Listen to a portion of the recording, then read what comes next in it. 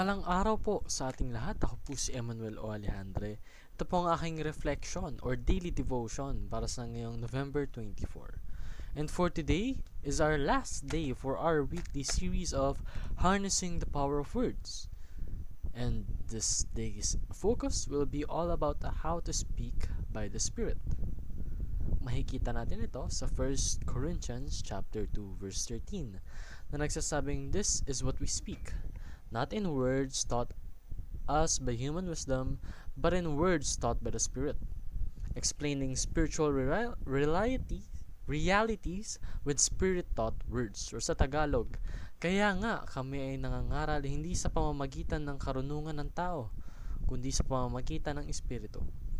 Ang ipinapaliwanag namin ay mga katotohanang espiritual para sa mga nagtataglay ng Espiritu. So, makikita natin dito na the Spirit speaks to us. Ang Espiritu ay nangungusap sa atin.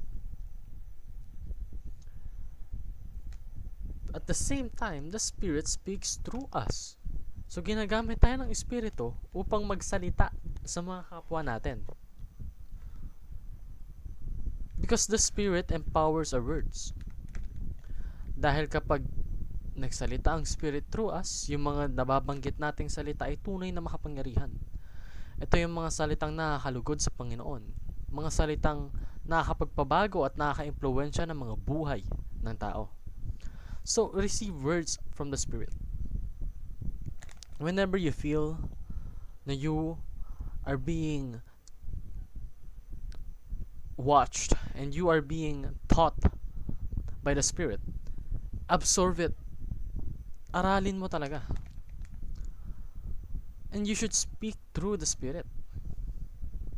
Gamitin mo yung Espiritu Santo upang maging karangal-rangal.